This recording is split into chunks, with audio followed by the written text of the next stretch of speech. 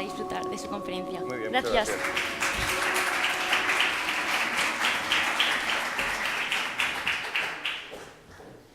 Bueno, pues vamos allá. ¿Se oye bien, verdad?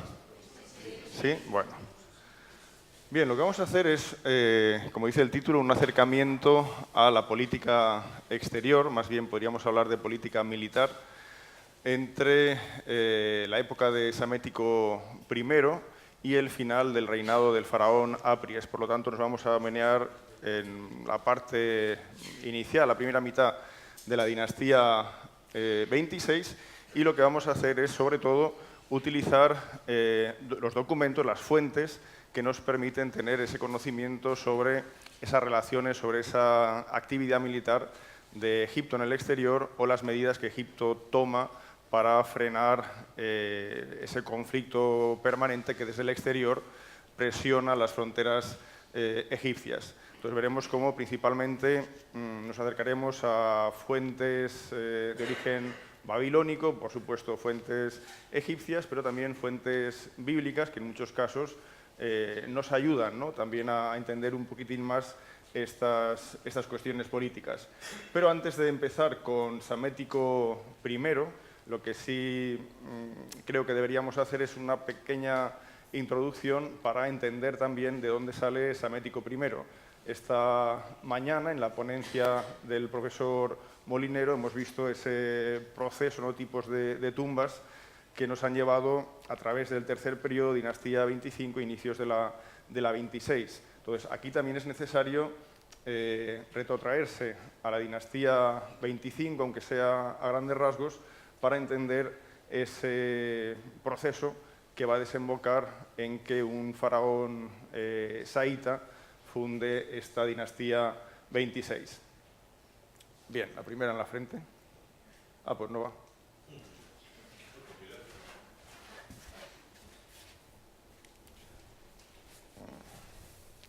A ver. Ahora. Vale, pues empezamos con la figura del faraón Taharka. Taharka es un rey nubio de la dinastía 25, cuyo reinado comienza hacia el 690 a.C.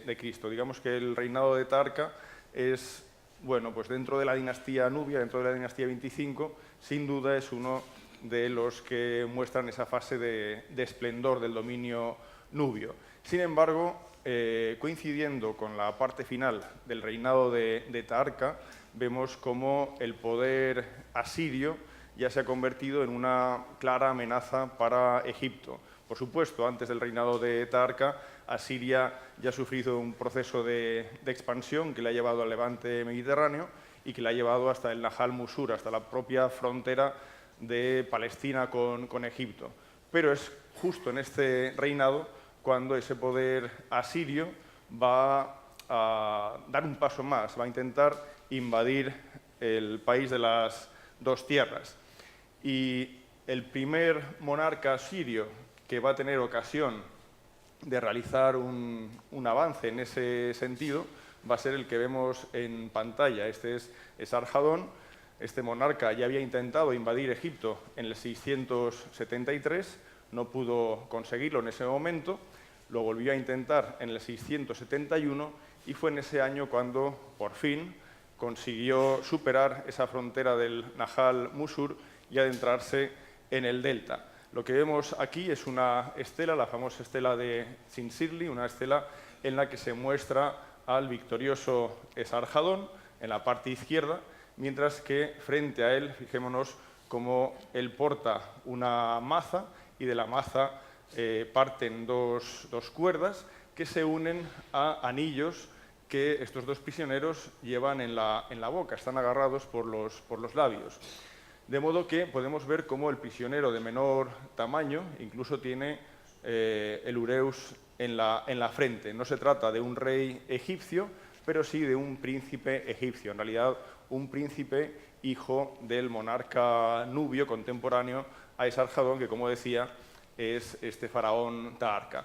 Y aquí en la parte derecha, bueno, pues vemos a otro potentado, pero de la región de Sirio-Palestina. Entonces, lo que vemos aquí es una demostración de cómo ese poder asirio ha conseguido llegar hasta el delta y ha conseguido tomar finalmente la ciudad de Memphis. Tras el primer ataque del 673, tras esa derrota, Taharqa había conseguido conservar la unidad de Egipto, pero con el 671 toda la situación cambió radicalmente.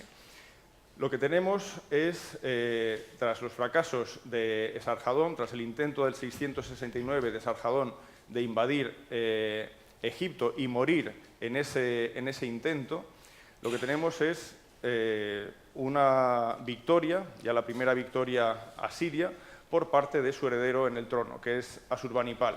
Asurbanipal consigue invadir Egipto en el 667, tras las campañas infructuosas de su antecesor, y es el que, de algún modo comenzará con un poderío en Egipto, convirtiendo a Egipto en una provincia temporalmente del mundo asirio. Lo que vemos en este panel del Museo Británico, un panel que corresponde al Palacio Real de Nínive, es la toma de la ciudad de Memphis. Es un panel muy interesante, puesto que se observa no solo, por ejemplo, a asirios realizando, quemando las puertas de entrada de la ciudadela, otros, por ejemplo, soldados con las escaleras llegando a las partes superiores de la muralla, o incluso una imagen muy interesante, la de los zapadores, que se encargan de destruir las propias murallas para intentar penetrar en el interior. Pero paralelamente también podemos comprobar cómo la población egipcia abandona la ciudad, vienen cargados con todo tipo de enseres, con incluso los niños, la familia, y por otro lado, por supuesto, vemos a los asirios, por una parte unos llevando cabezas cortadas de soldados nubios y por otra parte otros nubios, se identifican fácilmente por cómo han sido representadas sus cabezas, otros nubios que, como vemos, llevan grilletes y están siendo sacados de la ciudad como prisioneros. Entonces, esta imagen nos muestra precisamente esa toma de Memphis, pero son muchos los documentos que nos sirven para entender un poco qué situación se da en el Egipto de esta época. Uno de los documentos más famosos es el cilindro Rassam. El cilindro Rassam son unos anales pertenecientes a Asurbanipal y aquí se nos informa detalladamente sobre la situación que tenemos en Egipto durante esas campañas o esos primeros años de reinado de Asurbanipal. Aquí, por ejemplo, en esta parte del cilindro se dice que los reyes, príncipes, gobernadores que habían sido instalados por Esarhadón, por el padre de Asurbanipal, en Egipto, una vez él había conquistado el país, desertaron de sus puestos, dice el texto, ante el avance de Tarku, es decir, de Taharqa. A pesar de eso, a pesar de esa rebelión, nos cuenta Asurbanipal que él los reinstaló en sus cargos previos. Es decir, él nos está recordando, por una parte, la invasión de Egipto de su padre, pero por otra parte nos está recordando cómo él también tuvo que recuperar Egipto después de esta rebelión. Es muy interesante ver cómo en este cilindro se hace un listado realmente pormenorizado de los grandes potentados egipcios que en esta época conducían, ¿no?, la política de cada una de las grandes ciudades del país. De toda la larga lista vale la pena quizás marcar solo algunos ejemplos.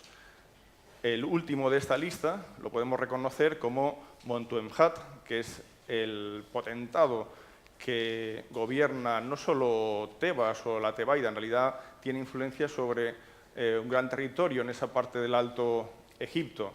Él es alcalde de Tebas, es cuarto sacerdote de Amón, pero tiene mucha influencia, mucho poder en esta región.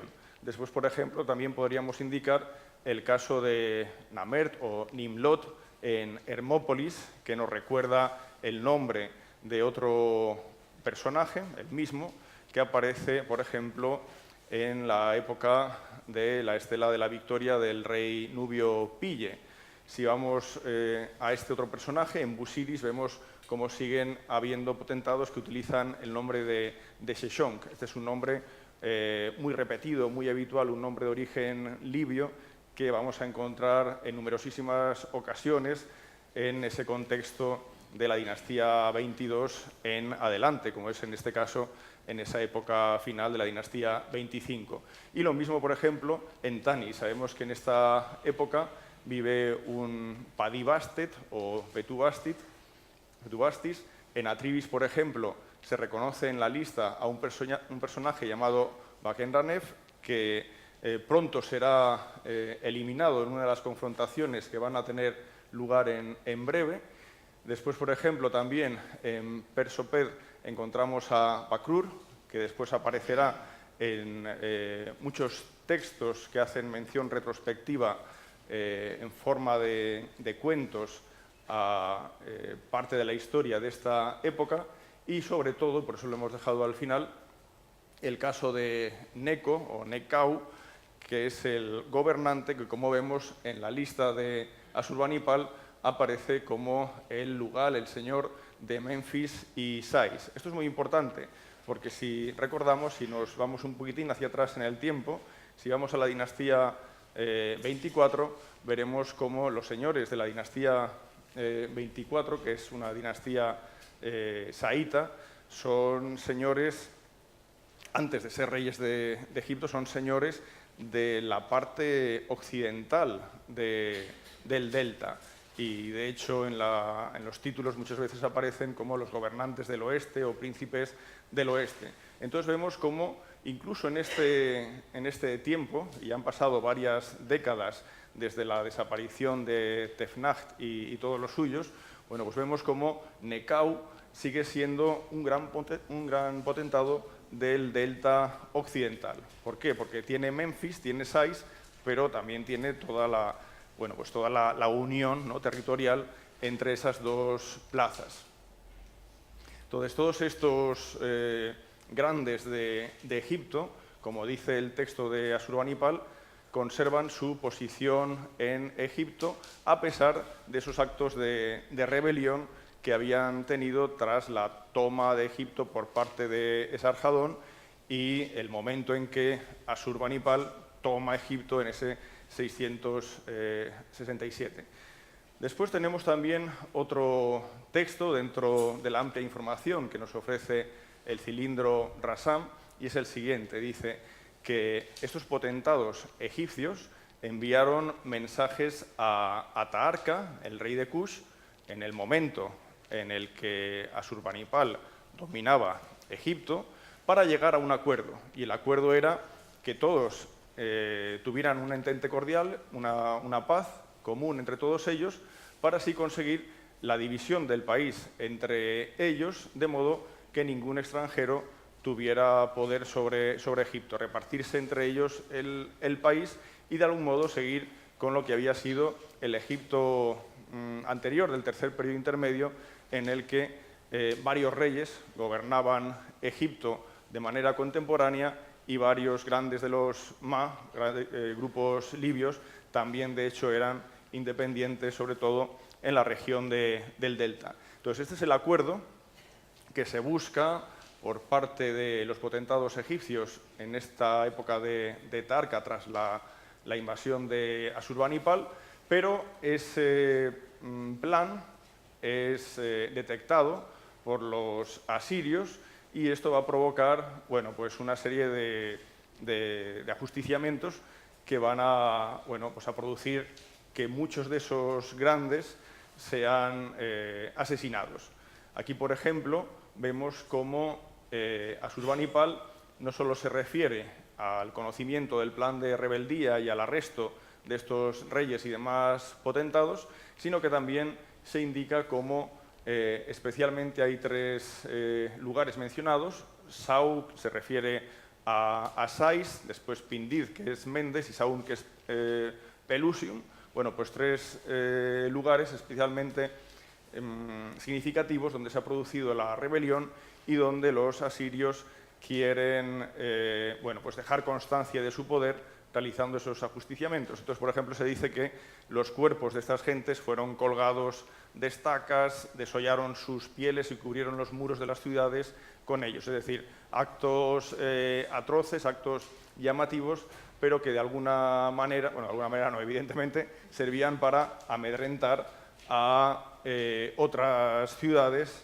que, bueno, en algún momento podrían pensar en hacer frente al ataque asirio. Ante estas medidas, bueno, pues con más facilidad se abrían las murallas de posibles ciudades rebeldes.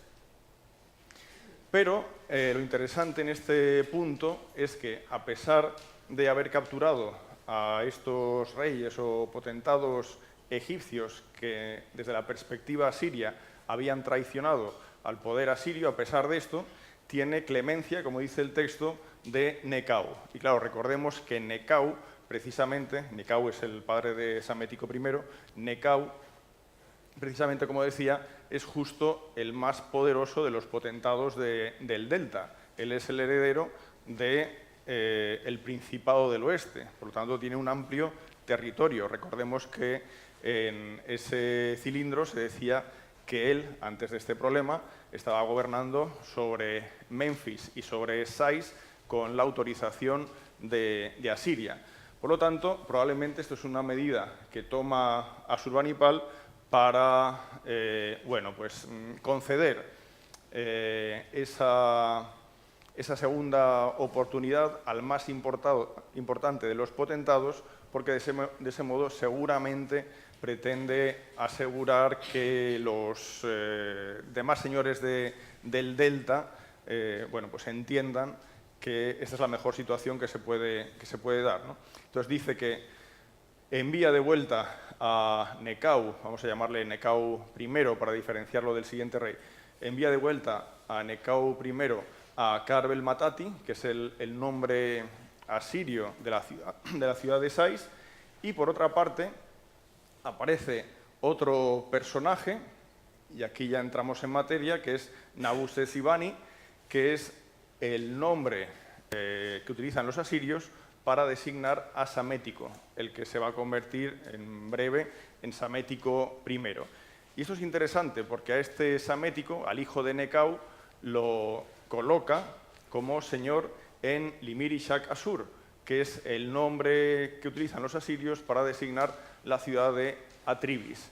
Y claro, esto sí que es muy importante, porque Atribis está en la parte inferior del delta, centrado, de modo que si Necau I y su hijo tienen Memphis, Sais y Atribis, pues realmente tienen un territorio bastante grande del delta. El delta del oeste, como decíamos antes, pero una zona muy importante del delta. Y esta es la situación que se va a dar tras ese acto de rebelión que es suprimido por Asurbanipal. Entonces, si ahora vemos en un mapa, si señalamos en un mapa estas 3 localidades, Sais, Atribis y Memphis, comprendemos realmente que ese reino del oeste que se veía en los inicios de la dinastía 24 ha permanecido en el tiempo en manos de los señores de Sais, a pesar de la dinastía nubia y a pesar de la llegada de los asirios a Egipto. Claro, llega un momento en que Taharka, que ha sido derrotado por el rey asirio, bueno, tiene que retroceder hacia su dominio original, que es el dominio nubio. Él muere en el 664 y es enterrado en una pirámide en la necrópolis de Nuri. Entonces, una vez desaparece Taharka de escena, le sucede este otro monarca nubio, que es Tanutamón. Y Tanutamón es muy interesante porque cuando accede al trono, en breve anuncia un sueño. Esta es una historia también muy conocida. Todos, desde luego, conocemos la historia que refleja la famosa estela del sueño de Tutmosis IV, esa estela entre las garras de la Esfinge, pero esta es otra auténtica estela del sueño, quizás no tan conocida, pero bueno, también muy importante porque ofrece un amplio texto donde se indica cómo Tanut Amun en sueño ve aparecer dos serpientes, de hecho se despierta con ese sueño. Y las serpientes son reconocidas por una parte, una como el reino que posee, que es ese reino nubio, y por otra parte la segunda serpiente que él había visto en el sueño se interpreta como ese reino que fue nubio, pero que ahora no lo es porque han invadido los asirios. Recordemos siempre que los nubios, cuando los vemos, por ejemplo, en los relieves de la dinastía 25, llevan no una, sino dos cobras en la frente, no como los faraones egipcios. Recordemos que esto es la señal de su dominio sobre Egipto, pero también sobre Nubia. Pues bien, cuando este sueño es interpretado de esa manera, según indica esta estela, es cuando evidentemente se decide la oportunidad de Tanut Amun de, desde Napata, desde la lejana Napata, desde la Cuarta Catarata, viajar hacia Egipto para recuperar Egipto de ese dominio asirio. Pero recordemos que es un dominio asirio en el que Asurbanipal ha dejado a potentados egipcios, pero sobre todo a unos especialmente que son el origen de la dinastía 26, los más poderosos del Delta. Bueno, pues en esa invasión que ahora, o en esa reconquista que ahora realiza el faraón nubio Tanut Amun, se alcanza el objetivo de conquistar Menfis. Se dice en la estela del sueño que los rebeldes lucharon contra Tanut Amun, pero fueron derrotados, se habla de una carnicería, etc. Pero después también se observa en la estela cómo los potentados del país van acercándose a Tanut Amun para ofrecerle pleitesía. Por lo tanto, Tanut Amun ha conseguido reconquistar nuevamente Egipto y expulsar a ese elemento asirio que por unos años había subyugado el país. De hecho, fijémonos también cómo se indica en la estela del sueño, cómo hay un personaje que es el jefe el gnomo de Persoped, es un gnomo del Bajo Egipto, creo que es el número 20 del Bajo Egipto. Bueno, es un gnomo que está en la zona este del delta. Él le dice: tú matarás a quien desees y dejarás vivir a quien desees, pues nadie reprochará a un señor por sus buenos hechos. Es decir, es una manera de confirmar a Tanut Amun como el monarca de los monarcas en Egipto, como el gobernante legítimo de Egipto.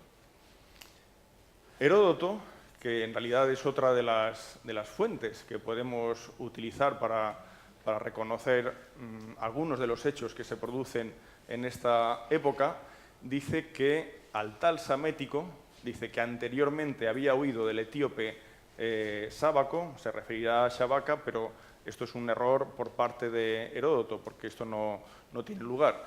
Bueno, pues dice que tras la muerte de Necau, huyó y se refugió en Siria. Es decir, con la invasión de Tanut Amun, Necau, el potentado del oeste del delta, va a desaparecer de la escena, pero su hijo, que será el futuro Samético I, no le queda otra opción que huir hacia Siria. En realidad, claro, hacia Siria se está refiriendo hacia el reino de Asiria, hacia el rey que invadió en última instancia Egipto, el rey asirio Asurbanipal. Bueno, pues esto es lo que nos dice Heródoto. La situación que tenemos, por lo tanto, es la de un reino que en estos últimos años, años desde finales de los 70 a principios de los años 60 de ese siglo VII, está sufriendo mucha inestabilidad con la llegada de invasores asirios, con la recuperación del país por parte de los nubios. Bueno, así vamos a verlo en varias ocasiones, hasta que nuevamente vamos a encontrar una invasión asiria efectuada por el mismo rey, una invasión que esta vez va a ser muy dolorosa. Primero se toma la ciudad de Memphis y esto va a suponer que el faraón Tanutamun huya de Memphis en dirección hacia la región tebana, pero las fuerzas asirias continúan en su avance, persiguen en su avance a Tanutamun en dirección a Tebas, de modo que finalmente Tanutamun encuentra que no tiene más solución que abandonar el territorio egipcio y refugiarse en su territorio original de Nubia, ¿no? Y claro, esto supone una auténtica catástrofe, puesto que, como todos sabemos, en ese año, y estamos en el 663, es cuando se produce el saqueo de Tebas, el famoso saqueo de Tebas, en el que, por las fuentes asirias, sabemos cómo los asirios se llevan las grandes puertas de metal del templo de Amón en Karnak, cómo se llevan los obeliscos de electro puro que había colocado Tutmosis III en Karnak, etcétera, etcétera. Entonces, claro, esto es un golpe, digamos, muy duro para el Egipto de la época, puesto que nada similar había ocurrido así desde hacía siglos, ¿no? Entonces, en este momento, como decía, Tanutamun se refugia en el reino de Nubia, en su reino original, pero a pesar de esa intervención asiria, el señor del oeste, que ahora es Samético, va a comenzar a fortalecer su posición en el país. El cilindro Rasam nos recuerda precisamente lo que acabamos de contar. Asurbanipal cuenta cómo en su segunda campaña en dirección a Egipto, en esa persecución que hace sobre Tanutamun, conquista Memphis, conquista Tebas y produce, bueno, pues todo ese gran saqueo de la ciudad de Tebas, y al tiempo nos informa cómo Tanutamun vuela hacia el sur, desaparece hacia el sur. Sin embargo, tenemos una fuente que ahora veremos, una fuente ya más tardía, que se escribió en la época de Marco Aurelio y de Vero, en el siglo II, Estratagemas, una fuente en la que se nos comenta que Tanutamun aún intentó otra vez recuperar el territorio perdido. Es bueno, pues la única fuente que nos detalla un poquitín este intento de reconquista por parte del faraón nubio. Pero en esa fuente ya no se nos dice que Tanutamun se enfrente contra el poder asirio. Aquí ahora el que va a hacer frente al nubio Tanutamun es el propio Samético. Vamos a ver el texto al que hacía referencia, ya digo, es de la segunda mitad del siglo II, y en él Tanutamun aparece como Tementes. Bueno, pues este Tanutamun, Tementes, dice el texto que consulta al oráculo, y el oráculo le dice que tenga cuidado con los gallos. Claro, cuando Tanutamun, según el texto, recibe ese mensaje, él no entiende o nadie sabe interpretar qué se quiere decir con que tenga cuidado con los gallos. Sin embargo, Samético, que es el que se enfrentará a Tanutamun, sí que reconoce el valor del oráculo al identificar que esos gallos en realidad hacen referencia a carios, soldados carios, que tenían como elemento distintivo, según el texto, plumas en sus cascos. Es decir, los carios eran los gallos que aparecen en el oráculo. Entonces, Samético entiende que si Tanutamun debía tener miedo de los gallos, armando su ejército con carios, Samético haría bueno el oráculo y vencería a Tanutamun. De modo que puso a su servicio un gran número de carios y finalmente, como se dice en las estratagemas de guerra, Tanutamun fue derrotado. Entonces, ahora sí, ya es cuando vemos que ese poder nubio se retira, pero no totalmente de Egipto, se retira de la región del delta y posiblemente de parte del Alto Egipto, pero es absolutamente seguro que la mitad sur del Alto Egipto aún sigue en poder o bajo una gran influencia del mundo nubio de Tanutamun. Después, por ejemplo, Heródoto también hace referencia a esa amistad, esa alianza que toma Psamético I con el mundo griego. Habla de las alianzas con los jonios, con los carios. Esto es muy importante. Esta mañana Sara nos comentaba cómo pues la contratación de mercenarios, especialmente griegos, pues al final determinó la circulación de moneda en Egipto en un primer paso y después la creación de moneda en Egipto para pagar las soldadas de esta cantidad de soldados extranjeros que había en Egipto, entre otras cosas. Pues bien, lo que vemos aquí es cómo con Psamético I, desde luego, se inicia una tradición que se va a prolongar durante muchos siglos, no ya en Egipto, sino en todo el Próximo Oriente, y es la contratación de mercenarios griegos. Pues bien, con estos jonios y carios, dice Heródoto que Psamético fue capaz de derrotar a los reyes. No se refiere derrotar a los asirios. Cuando dice derrotar a los reyes, se está refiriendo derrotar a los otros potentados egipcios del delta, por ejemplo.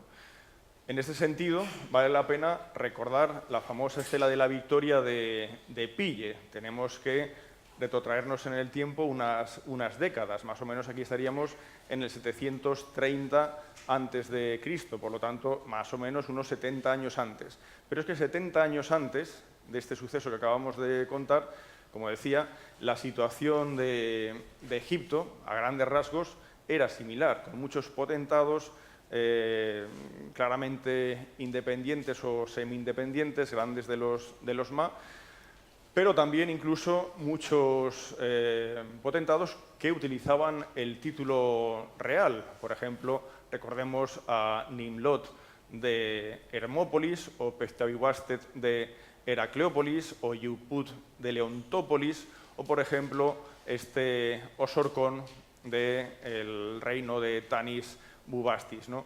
Pues bien, esta situación que tan bien queda reflejada, fijémonos con esos grandes de los Ma, que también queda reflejada en la estela de la victoria de Pille, tiene su ejemplo, ¿no? su reflejo, también en este momento en el que Psamético I va a comenzar a reunificar bajo su cetro el territorio egipcio. No solo valía derrotar al nubio, a su vez había una labor mucho más complicada, probablemente, que era hacerse con el poder derrocando a estos otros señores. En este mapa, por ejemplo, podemos ver con el juego de colores cómo Psamético I necesitó, en realidad, desde su año 1 de reinado, necesitó varios años para conseguir primero la unificación del delta. Vemos, por ejemplo, cómo de ese reino del oeste, de Sais, Atribis y Menfis, que, como decía, es la base del poder saíta desde inicios de esa dinastía, bueno, desde el precedente inmediato de la dinastía 24, vemos cómo de aquí, poco a poco, va a ir consiguiendo unificar el delta, consiguiéndolo aproximadamente, bueno, pues unos 8 años después de iniciarse teóricamente su reinado en el 664, es decir, su reinado se inicia con la muerte de su padre, Necao I, que también tiene el título de rey, pero que estuvo bajo ese yugo asirio. Pues bien, este proceso de grandeza de Psamético I sometiendo a los otros potentados egipcios y el proceso que lleva a Psamético I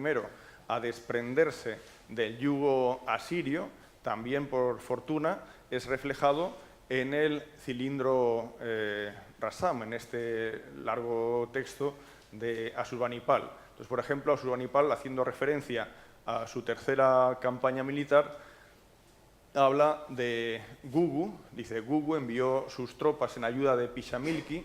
Gugu es el que conocemos nosotros como Giges, el rey Giges de Lidia, que también se ha mencionado en relación a esa posible primera acuñación de moneda.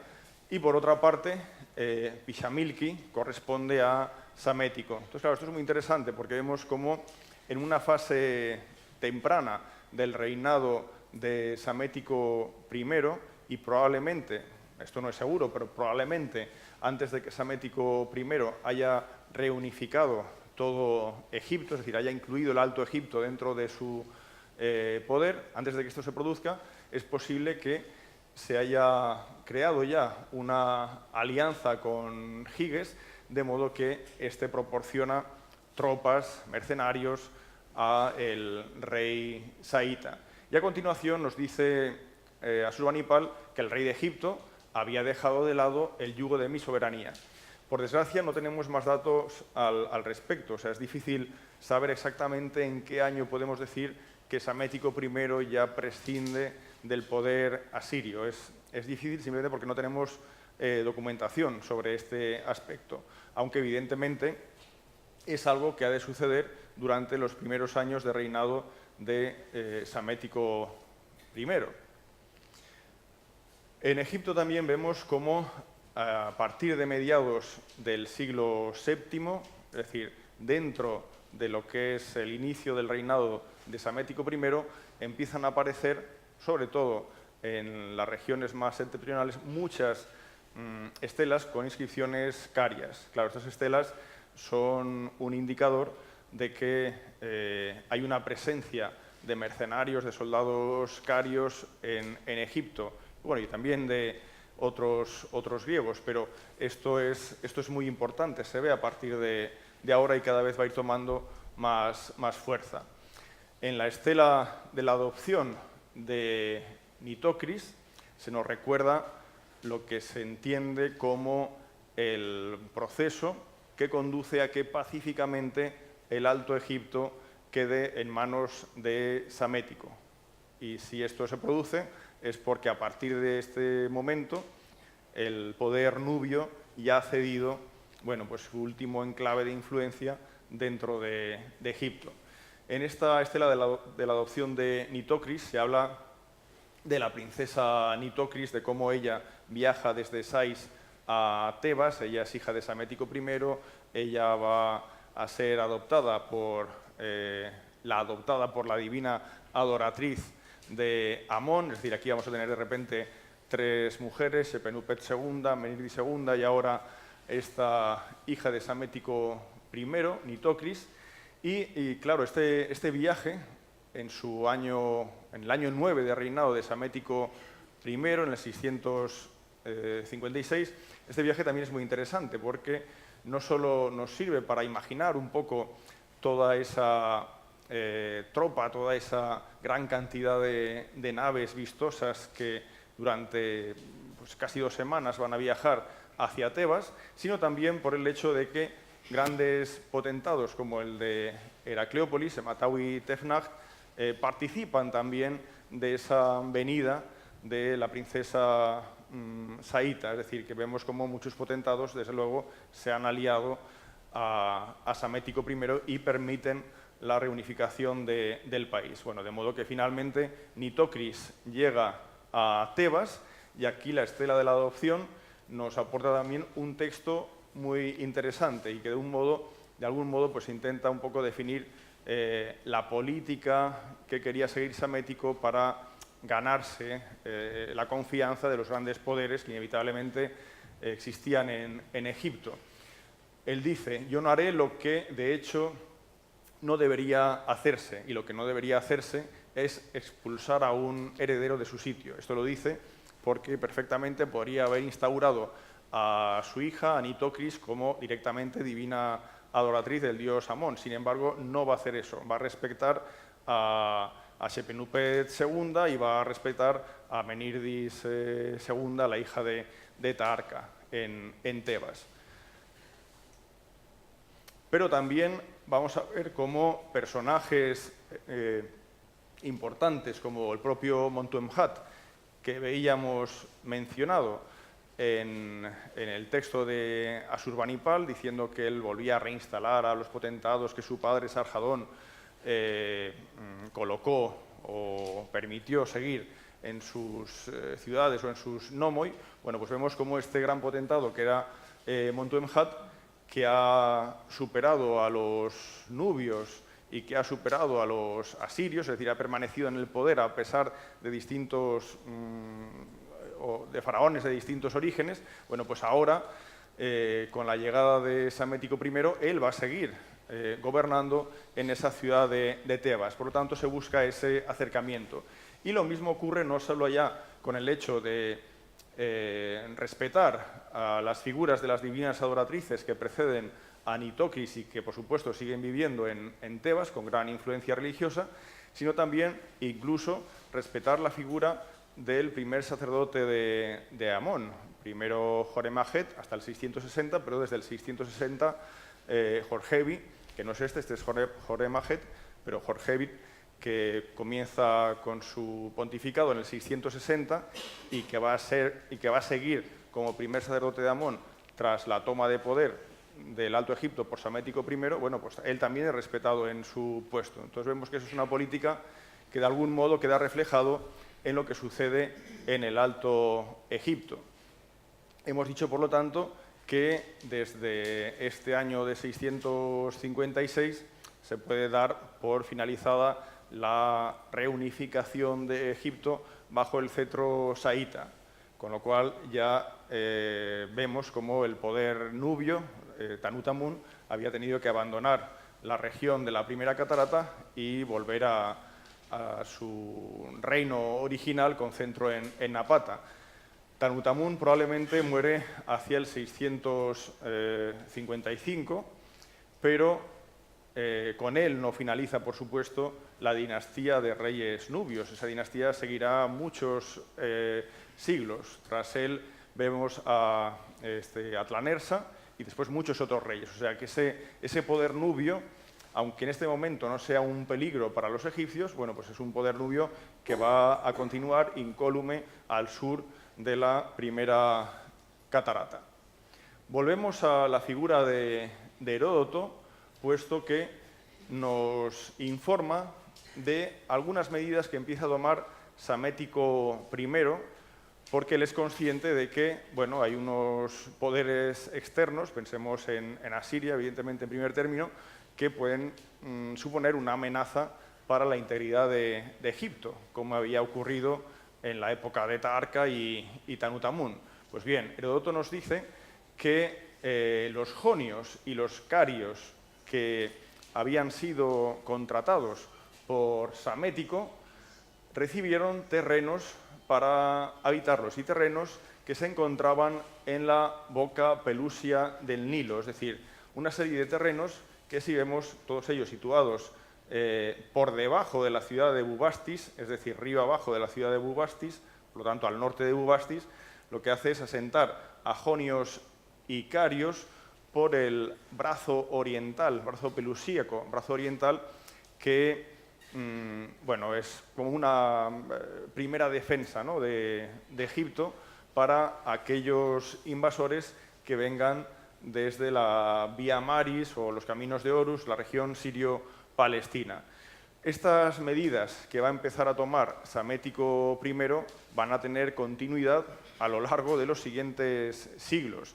Hace apenas un par de días, bueno, pues me tocó hablar de Nectanebo II en una charla y casi lo que pude contar de ese periodo podría asimilarse a lo que vamos a ver a continuación, porque se repite el mismo modelo, el crear una serie de fortificaciones en el este del delta que supongan un primer muro que frene posibles invasiones, pero no solo eso, sino también el crear una auténtica red de pequeñas fortificaciones repartidas en otras ciudades del delta, un auténtico entramado que desde luego servía para proteger las distintas bocas del Nilo, ¿no? Entonces es una medida que veremos se repite a lo largo de este primer milenio y especialmente desde la época saíta.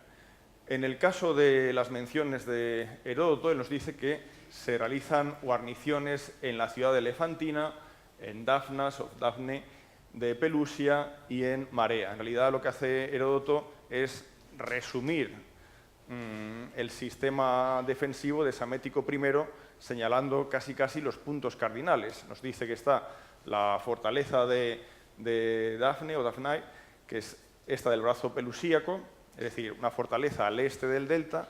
Después nos habla de la fortaleza de Marea al oeste del delta, pensando en posibles invasiones libias o para controlar el permanente proceso de inmigración libio, porque esto es otra forma de invasión, es una invasión militar, pero son gentes que se van asentando en el oeste del delta y que eventualmente podían suponer un problema.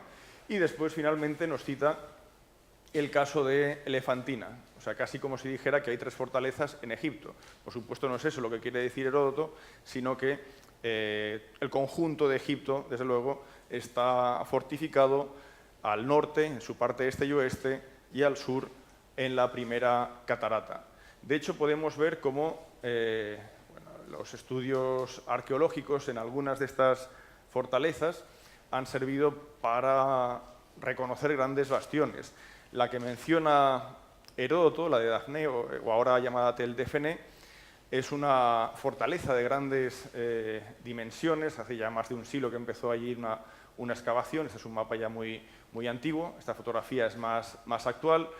Está prácticamente arrasado, pero se observa, por ejemplo, el modo de construcción. Es una especie de cuadrículas que se rellenaban para elevar la construcción sobre el terreno llano, un terreno llano que, por supuesto, en esta zona del delta puede verse sometido a la inundación o al nivel alto de las aguas freáticas y, por lo tanto, intentan también con la construcción subir en altura estas fortificaciones.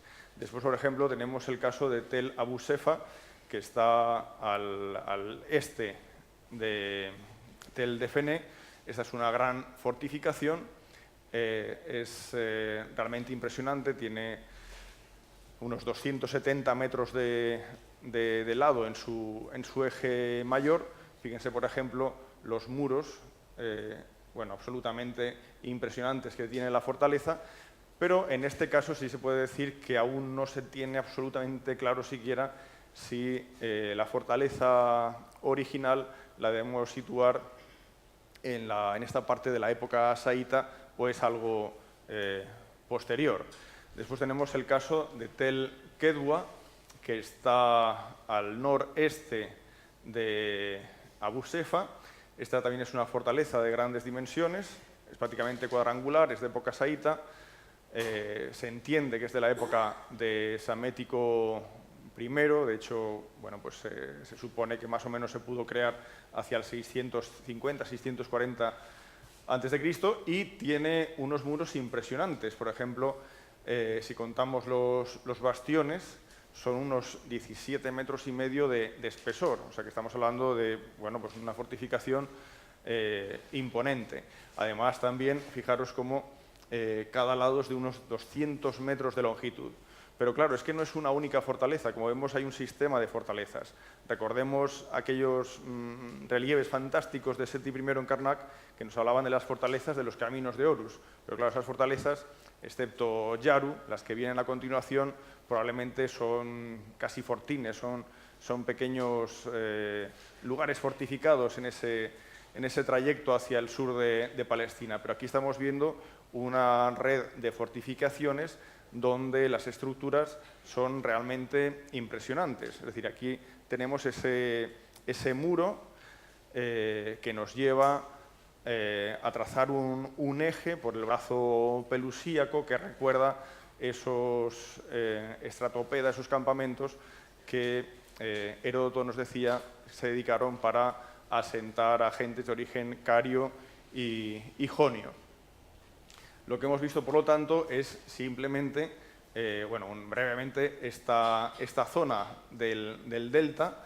Recordemos que Bubastis queda a esta altura, entonces esta es una zona que, según Heródoto, como decía, había quedado fortificada también por esa presencia de mercenarios extranjeros, Pero, como decía, hay otras formas empleadas por Psamético I para procurar la protección del país ante posibles invasiones. Si vamos a Tel el Balamun, por ejemplo, aquí se ha podido comprobar cómo dentro de lo que es el recinto sagrado el Témenos, dentro de lo que es el recinto sagrado del templo de la ciudad, en una de las esquinas hay una pequeña fortificación, es una fortificación de inicios de la época saíta. Por lo tanto, aquí tenemos un ejemplo de lo que podían ser muchas ciudades, en este caso del delta.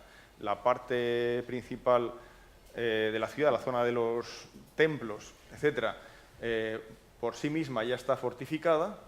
Imaginemos, pues no sé, imaginemos, por ejemplo, por poner un caso fácil, los grandes muros que podían rodear el templo de Medinet Abu, por ejemplo. Imaginemos muros de adobe de 20 metros de alto.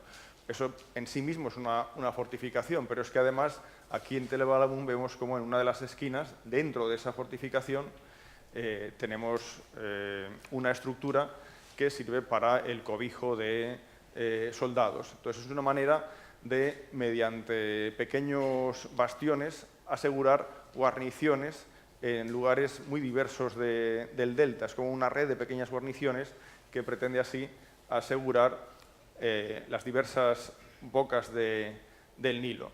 Y después también tenemos otro caso similar en Náucratis, antes de que este yacimiento, este sitio, se convierta en lo que después fue ese gran emporio comercial con una elevada presencia de griegos. Aquí se encuentra también una estructura similar, una estructura que en su planta nos ofrece un sistema de celdillas, que por supuesto no son habitaciones, sino celdillas hechas a través de muros de adobe que eran rellenadas de material para subir la altura de la base de la fortificación. Si ahora fuéramos a Náucratis encontraríamos no ya esta imagen ideal de lo que fue una bella ciudad, sino un lugar prácticamente anegado por el agua. Hay grandes charcas, es un terreno bastante plano, es decir, que ya en la antigüedad hubo que elevar en altura algunas estructuras para así protegerlas un poco más. Bien, pues Psamético I hemos visto que realiza, esto es un pequeño resumen, realiza un sistema de fortificaciones para asegurarse contra posibles invasiones, pero después él también activa una política de agresión hacia el exterior. Esta estela fue hallada cerca de la pirámide de Pepi II, es una estela que nos informa de un suceso que tiene lugar en el año 11 de reinado de Psamético I. Y, bueno, esta fue, como digo, encontrada en esa zona del sur de Saqqara. En realidad, aquí se encontraron más estelas que nos hablan más fragmentos que nos hablan del mismo proceso, y de lo que nos habla es de cómo la presencia de libios en el oeste de Egipto se ha convertido en un problema, de modo que Psamético debe actuar con una expedición punitiva, una expedición militar que de algún modo anule, ¿no?, a esa presencia libia. Entonces esta es bueno, pues una campaña que realiza Psamético contra ese poder.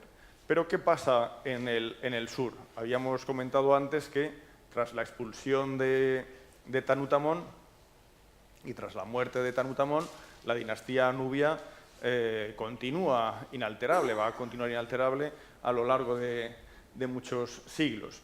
En principio, hasta la época de Psamético I, apenas tenemos información sobre posibles... Hasta la época de Psamético II, perdón, no tenemos información sobre conflictos o grandes conflictos entre los reyes saítas y los nubios. Pero sí que queda algún documento que evidencia que, por lo menos puntualmente, y quizás solo en la zona norte de Nubia, en la Baja Nubia, los faraones egipcios tuvieron que realizar alguna intervención. Así, por ejemplo, tenemos un texto de Psamético I, procedente de Edfu, donde se habla de una intervención en Uawat. Claro, no sabemos si es un conflicto directamente contra el poder nubio del sur o es una cuestión más bien vinculada al ámbito local de Wawat. Tengamos en cuenta que no mucho después esa región entre la primera y la segunda catarata prácticamente va a quedar como una región desierta, una especie de zona tapón entre el reino de Egipto y el reino de Nubia. Pero bueno, aquí se nos habla de esa intervención. ¿Quién podía estar reinando en Nubia cuando Psamético I hace la intervención en esta región? Claro, el primer problema que tenemos es que esa pequeña inscripción está tan fragmentada que ni siquiera nos aporta una fecha de reinado.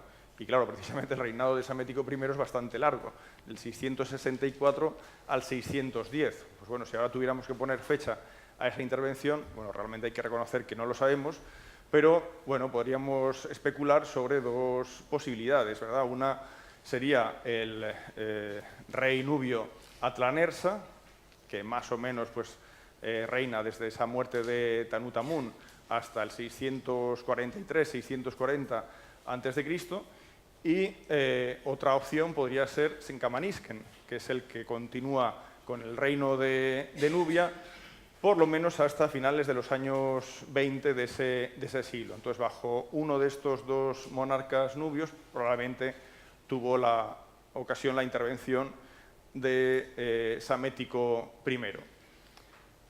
En este punto, bueno, pues podemos recordar podemos decir casi anécdota que menciona Heródoto, hay quien la asocia a Psamético II, pero bueno, se puede asociar a Psamético I perfectamente. Nos habla de cómo en Elefantina, en el sur de Egipto, había bueno, una guarnición allí apostada, una serie de soldados egipcios que, siguiendo la costumbre, ¿no?, debían ser relevados al cabo de un tiempo. Parece ser que esos soldados permanecieron mucho tiempo en esta región, de modo que ellos deliberaron, nos dice Heródoto, y creyeron conveniente abandonar a Psamético, abandonarlo pacíficamente, para irse a Etiopía. Claro, no tenemos ningún documento que nos hable de este hecho, más que el de Heródoto, pero también de autores clásicos. Por ejemplo, se nos dice que estos soldados egipcios que abandonan a Psamético y prefieren irse a Etiopía, ayudan al rey de Etiopía, hemos de pensar no al rey de Etiopía, sino al rey de Nubia. Por lo tanto, si es de Psamético I, tenemos que pensar o en ese Atlanersa que hemos mencionado, o en Senkamanisken, y que, bueno, pues finalmente fueron asentados en una región meridional de Etiopía, de Nubia. Bien, pues esto podría quedar como una anécdota. Dice incluso Heródoto que estos egipcios establecidos entre los etíopes sirvieron para que estos etíopes fueran humanizándose al aprender las costumbres egipcias, o sea que casi los pone como bárbaros. Pero el hecho es que, lo que decía, esta casi anécdota que nos recuerda Heródoto adquiere otro cariz cuando vemos cómo autores muy posteriores, por ejemplo, Estrabón, nos dice que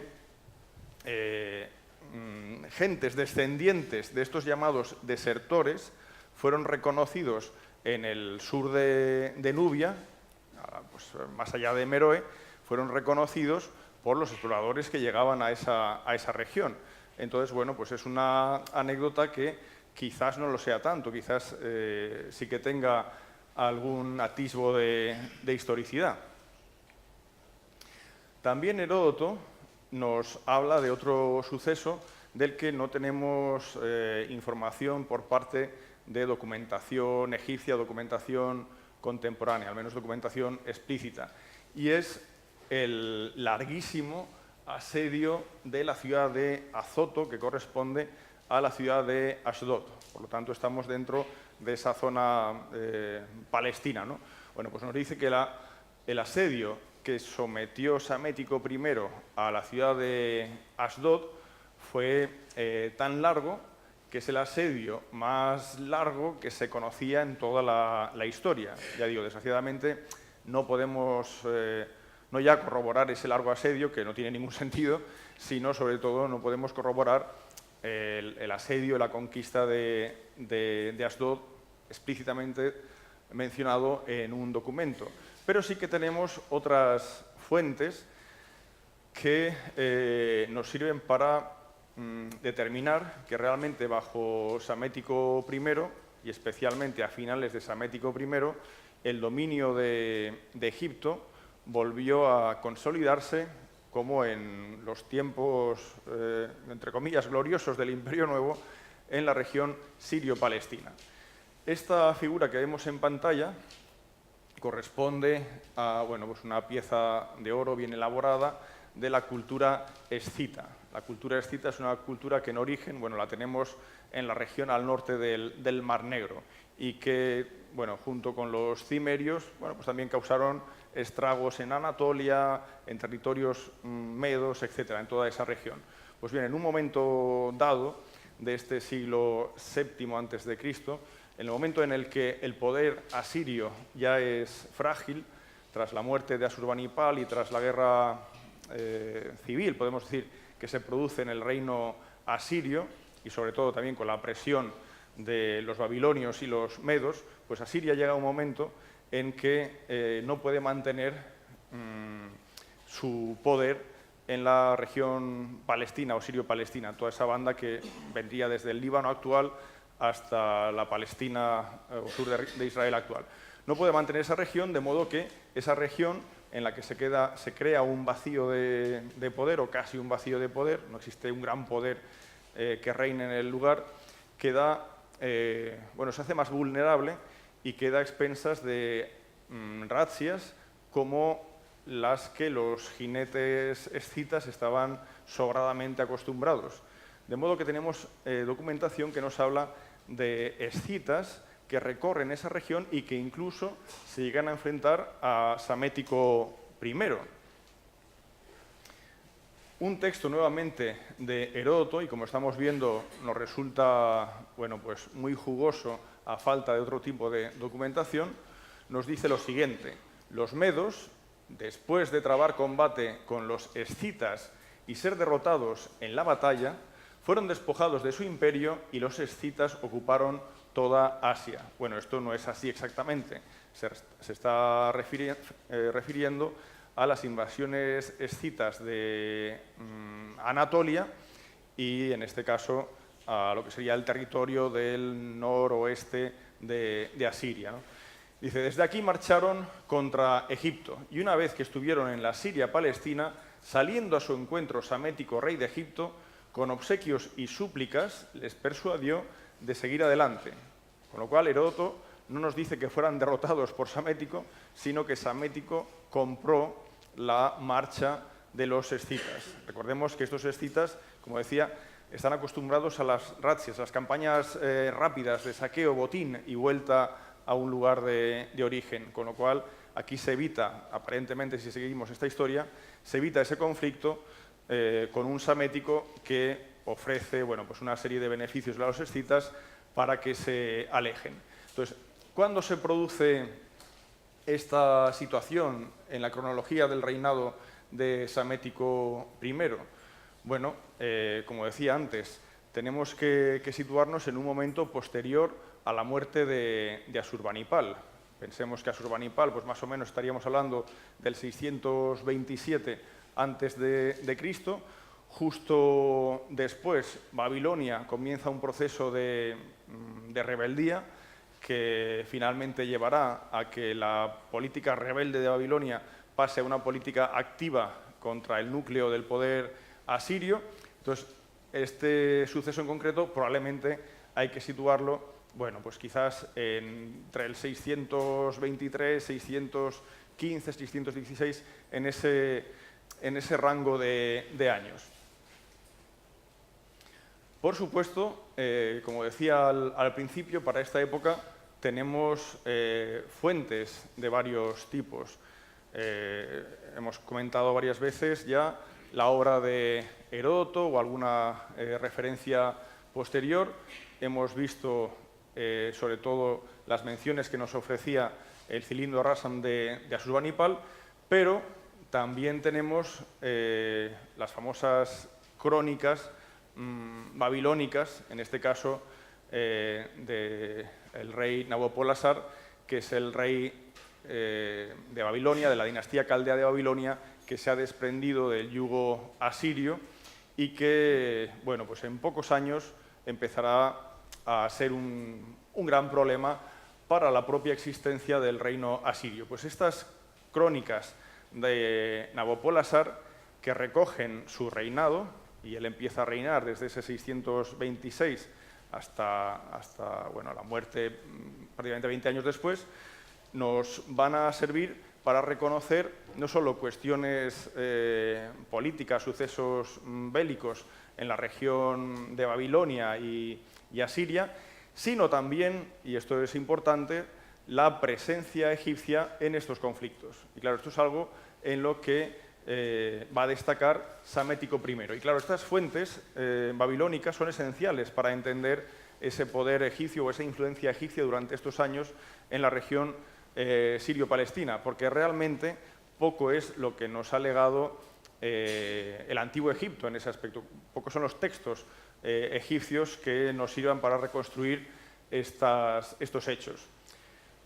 En esta tablilla, por ejemplo, que también pertenece a esas crónicas o anales del rey babilonio Nabopolassar, se dice que en su año 10, que corresponde al 616, habiendo él comenzado a reinar en el 626, el ejército de Egipto y el ejército de Asiria fueron tras el rey de Akkad tan lejos como Gablini. Claro, esto es precioso, porque ya vemos cómo en una fecha temprana respecto a los problemas asirios, como el 616, los egipcios ya probablemente entienden que el poder babilonio, la inestabilidad que crean los babilonios y sus vecinos los medos, es suficientemente intenso como para ver necesaria la colaboración con los asirios, que apenas hacía unas décadas, con Esarhadón y el propio Asurbanipal, bueno, pues habían sufrido sucesivas invasiones, ¿no? Si ahora observamos en un mapa a qué se refiere este suceso del año 616, comprobamos cómo las intervenciones del Egipto de Psamético I en este año 10 de Nabopolassar, bueno, pues le llevan a lugares lejanos como los que con gran gloria podría mostrar en sus textos el mismísimo Tutmosis III, ¿no? Entonces vemos cómo las tropas egipcias de Psamético I cruzan el Éufrates. Hay autores que incluso nos hablan de que esa intervención egipcia va más allá del sur de Harrán, pasado el Éufrates, y que incluso podrían haber colaborado con los asirios en los conflictos que paralelamente se estaban produciendo a orillas del Tigris. Al fin y al cabo, los dos grandes centros de poder asirio, religioso y político, Asur y Nínive, no están en el Éufrates, sino en el Tigris, ¿no? Entonces, claro, ¿qué quiere decir esto? Pues quiere decir que la intervención de Psamético en esta región lejana, como hacía siglos, bueno, claro, aquí nunca realmente, pero, por ejemplo, en esta región, hacía siglos que ningún faraón se veía por esos territorios, ¿no? Bueno, pues, ¿qué produce? Pues produce que Psamético I rellene ese vacío de poder que habían aprovechado eventualmente los escitas para hacer sus correrías. Es decir, Psamético I se va a aprovechar para reinstaurar un poder egipcio en el levante mediterráneo, con sus problemas, pero lo reinstaura y lo que vamos a hacer también es ver varios documentos que nos ayudan a entender cómo realmente el poder egipcio se sirvió de un sistema impositivo de colaboración por parte de las distintas ciudades de la región. En el año 614 a.C., este mismo documento de las crónicas de Nabopolassar nos habla de un hecho muy conocido en la historia, y que de igual modo que el saqueo de Tebas por los asirios del 663, esto también, bueno, pues supuso algo extraordinario, ¿no? Y fue la toma de la ciudad de Asur, es el gran centro religioso del mundo asirio. En el año 614 van a ser los medos los que tomen Asur. Un año antes, Asur había sido sitiada por el propio Nabopolassar, pero no había conseguido hacerse con la ciudad. Y justo ahora los medos la toman y nos dice el texto que pocos días después llegaron las fuerzas babilónicas de Nabopolassar y allí acordaron una alianza. Esa alianza se produce entre el rey medo, Ciáxares, y el rey caldeo babilonio Nabopolassar. Esta alianza de estas dos potencias del Próximo Oriente va a ser letal para Asiria, pero a medio plazo también lo va a ser para Egipto. Estamos en el año 614, los medos han tomado Asur, ahora aliados de Babilonia. Egipto conserva, como decíamos, toda esta región que corresponde al actual Líbano e Israel, parte de Siria también, y los asirios conservan aún la ciudad de Nínive. Pero vamos a ver cómo apenas 2 años después de la toma de Asur, Nínive también va a caer. De hecho, durante las excavaciones de Nínive prácticamente se encontraron hasta medio centenar de cuerpos que corresponden, bueno, pues a gentes asirias, que probablemente soldados, ¿no?, que estuvieron aguantando ese tremendo asedio. La ciudad de Nínive es la gran capital asiria y su caída provoca que vaya a comenzar una gran inestabilidad en la región, inestabilidad que, por supuesto, va a ser aprovechada por los egipcios. Cuando muere el rey asirio, hijo de Asurbanipal, hijo del gran Asurbanipal, se llama Sin-Shar-Ishkun, perdón. Cuando muere este monarca, la aristocracia y los restos del poder asirio se dirigen hacia la ciudad de Harrán. Aquí se va a instaurar un nuevo rey, que es Asurbanipal, y durante todo este proceso Egipto va a permanecer como aliado de Asiria, precisamente para que ese ya débil estado, que es un estado tapón, no llegue a caer y la gran potencia medo-babilónica se aproxime a lo que es ese territorio que ahora es de Egipto. Tenemos pruebas de la existencia de un sistema defensivo en la región, instaurado inevitablemente por el propio Psamético I a finales de su reinado. Por ejemplo, así se ha concebido el yacimiento, la fortificación de Mesad Hasabyahu. Mesad Hasabyahu, para que nos situemos, bueno, está cerquita de Ashdod. Ashdod queda un poquitín más hacia el sur. Recordemos aquella mención de Heródoto que nos decía que Ashdod fue tomada por Psamético tras un largo azoto, tras un largo asedio. Bueno, pues esta fortificación nos muestra materiales de origen hebreo, pero también de origen griego, con lo cual se entiende que esa fortificación, igual que otras que pudiera haber en la región durante el periodo breve, pero durante el periodo de dominio egipcio en la zona, en realidad nos están mostrando guarniciones que están sustentadas por mercenarios al servicio de los egipcios. Y bueno, esto es evidentemente muy interesante. Hay inscripciones, por ejemplo, fijémonos en esta pieza, esto es una figura egipcia con una inscripción griega que nos habla de cómo un individuo llamado Pedón recibió un collar de oro y una ciudad, el gobierno de una ciudad, por su valentía. Entonces, claro, entendemos que este personaje está vinculado al ámbito militar y que por su valentía, por su bravura, por sus actos militares, bueno, pues consiguió estos honores por parte del faraón. Hemos dicho al principio que en esta época comenzaron a contratarse a una gran cantidad de mercenarios jonios, carios, griegos en general. Después también tenemos, por ejemplo, en una estela procedente del Serapeum, la mención de unos impuestos que son cobrados por los egipcios en distritos, en zonas de esta región.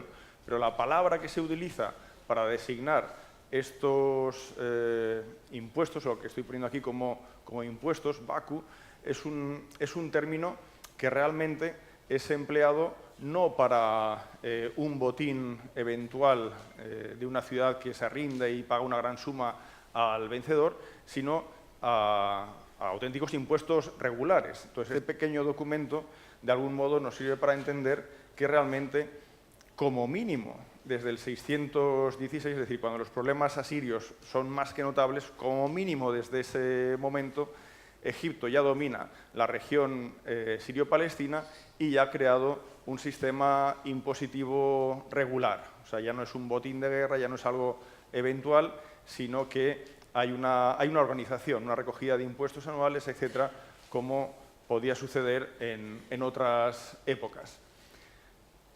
En este texto babilónico, del que ya hemos visto algunos fragmentos anteriormente, se dice que en el 610 a.C.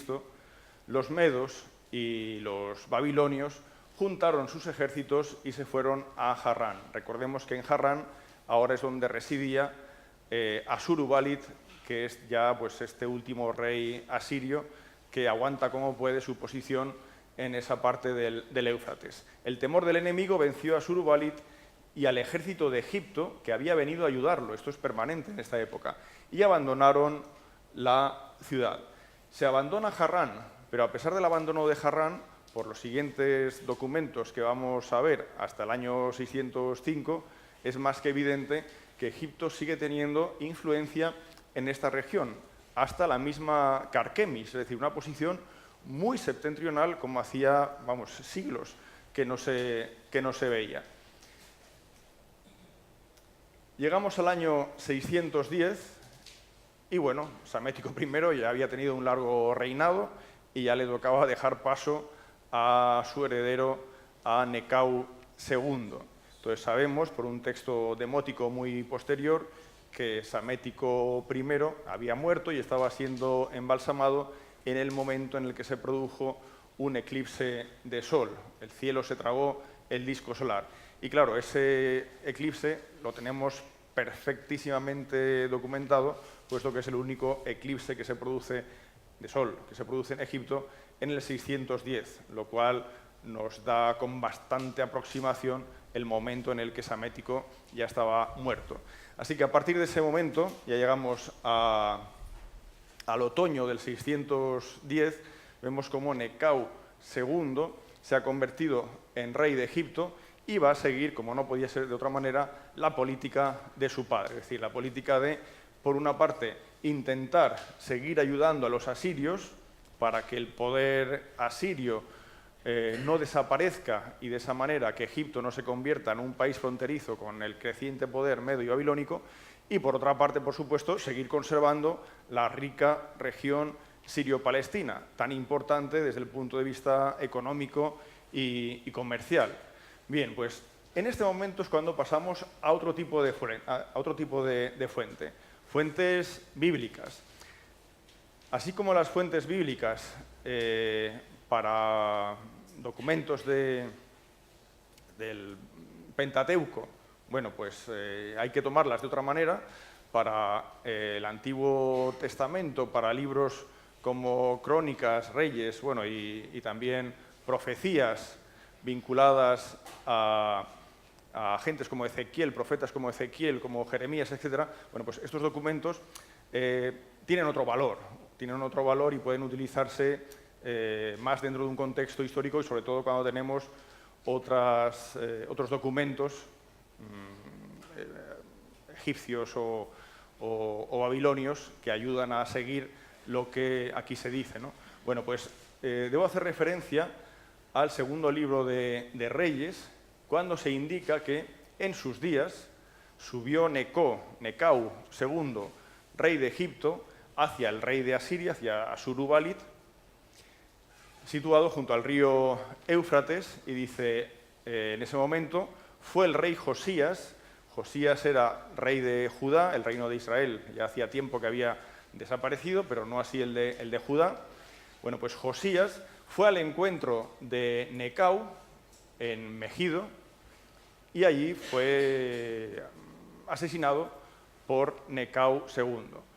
Bien, lo que usualmente se ha concebido como una batalla entre los egipcios de Necau II y el ejército del rey de Judá, Josías, que reina ya desde el 639, lo que usualmente se ha concebido como una batalla entre estos dos en el camino del ejército egipcio hacia la zona de Carquemish y Harrán, en ayuda de los asirios, ahora por algunos autores al menos, se ve de otra manera. Y es muy posible que esta otra manera sea la buena. Voy a explicarlo brevemente. En la versión hebrea de este texto, el modo en que se expresa el viaje, el traslado de Josías para su encuentro con Necau, el término que se expresa parece ser, yo no sé hebreo, pero parece ser que es un término no empleado en un contexto militar, no en un encuentro militar, sino en un encuentro pacífico, en el sentido de que Josías pudiera haber ido al encuentro de Necau II simplemente como aquel vasallo que va al encuentro de su rey pues para mostrarle pleitesía o donarle el tributo anual, lo que fuera, en este sentido. Y claro, esto es muy interesante porque si es así, está mostrando que el poder de Psamético I en esta región, bueno, pues es más grande de lo que pudiéramos pensar. No solo controla la vía maris, que la vía maris, como decía, es esencial desde el punto de vista comercial, pero también militar para enviar ejércitos a posiciones septentrionales. Es también importante esto porque vemos cómo incluso los altos de Judá, la región del oeste del Mar Muerto, bueno, quedaría dentro del ámbito de influencia de Psamético. Claro, esto podría quedar en una simple interpretación de ese término hebreo, pero hay otras pruebas. Por ejemplo, en el sitio de Arad se han encontrado muchos óstraca donde se habla de los kitim, y los kitim es como aquí se mencionan a los griegos. Entonces se habla de ellos, o se entiende que en realidad tenemos en esta región griegos a los que el reino de Judá, las ciudades del reino de Judá, algunas de ellas al menos, están colaborando en su mantenimiento. Es decir, probablemente estamos hablando de mercenarios griegos asentados en ese territorio. Y por otra parte también tenemos una serie de sellos, no este, porque realmente no tenía ni una fotografía de los sellos de los que me gustaría hablar, no es este, pero esto decora. Sellos, este es de Ezequías, es anterior, pero bueno, si no lo hubiera dicho tampoco se hubiera notado. Bien, pues hay sellos muy interesantes porque por las fechas que portan y numerales hieráticos, numerales en hierático, y por las fechas que portan, sabemos que indudablemente son del reinado de Josías. Claro, Josías, si reina desde el 639 al 609, que es cuando muere contra Necau II, básicamente ha reinado bajo el mandato de Psamético I. Y en estos sellos, bueno, en alguno de estos, también se hace mención al faraón de Egipto. Entonces, todo esto, a pesar de que son pocos documentos, nos pueden ayudar a pensar que realmente sí, Josías, el rey de Judá, pues posiblemente desde los años 20 de ese siglo, está ya en la esfera de influencia de Psamético I, pero en la esfera de influencia en el sentido de que es un posible vasallo de Psamético I. Si ahora vamos a Manetón, a pesar de bueno, pues todas las incoherencias que también tiene Manetón, nos vamos a la mención que hace de Necau II, dice que capturó Jerusalén. De esto no tenemos constancia de que capturara Jerusalén, pero a lo mejor podemos entender que la captura de Jerusalén es que el reino de Judá es vasallo del Egipto de la época. Podríamos entenderlo así si quisiéramos. Bueno, y llevó al rey Joacaz cautivo a Egipto. ¿Quién es este Joacaz? Cuando Psamético I mata a Josías, la aristocracia judaíta nombra a este monarca, pero este monarca, bueno, es depuesto automáticamente por Necao II, que se lo lleva a Egipto, y en su lugar pone a el hijo de Josías, que es Jehoiakim. Si ahora vamos al segundo libro de Reyes, vemos esta misma historia que nos menciona Manetón. Dice, Necao encadenó a Jehoacaz de Judá en Riblá. Probablemente lo que tenemos aquí es un viaje del rey instaurado por los judaítas que ahora busca acercarse, tras la muerte de Josías, que ahora busca acercarse a Necao, que sigue su marcha hacia el norte, para mostrarle esa pleitesía como nuevo rey de Judá. Pero en lugar de aceptarlo, como no ha sido nombrado, y esto casi es una costumbre que nos recuerda a textos del Imperio Nuevo, ¿verdad? Como no ha sido nombrado por el propio rey de Egipto, no lo acepta y lo coge prisionero. Y en su lugar, el rey de Egipto nombra a quien va a ser rey de Judá. Por eso dice el Antiguo Testamento que el rey de Egipto designó como rey a Jehoiakim, que era el hijo de Josías, y el otro, bueno, fue a Egipto prisionero, donde murió. Si ahora seguimos con la documentación babilónica, para el año 609 a.C., al año 17 de Nabopolassar, se dice que Ashurbanipal, rey de Asiria, cruzó el río Éufrates con un gran ejército de Egipto y marchó hacia Harrán para conquistarla, esa ciudad que se había perdido poco antes. Ahora, con un ejército egipcio, se intenta recuperar. Por eso, fijémonos que estamos hablando de intervenciones egipcias en posiciones muy septentrionales en el Éufrates. Lucharon egipcios y asirios contra la ciudad, pero no lograron nada. Bueno, quedó la cosa como estaba. En este otro texto, otra tablilla con la crónica de Nabopolassar, se dice que para el año 606 a.C., este también es un hecho importante, el ejército de Necao II, el ejército de Egipto, marchó contra la guarnición de Kimuhu, hasta tomarla y derrotar a la guarnición que el rey de Babilonia había dejado allí. Si ahora vemos sobre un mapa dónde se están produciendo estos choques de trenes, pues fijémonos que estamos en el norte, en el Alto Éufrates. Por tanto, estamos realmente muy lejos. Y una intervención egipcia tan lejana de su territorio es que realmente solo puede entenderse la viabilidad operativa de esa operación, solo puede entenderse si aceptamos lo que estamos intentando explicar, y es que realmente desde el final de Psamético I, Egipto había ordenado la región y había instaurado un sistema, bueno, pues que, salvando las distancias, podría recordarnos la época de control egipcio en el Imperio Nuevo de esta región. Y esto nos lleva, según ese texto de Nabopolassar, a ese año 606-605 a.C. Pero en breve la situación va a cambiar radicalmente.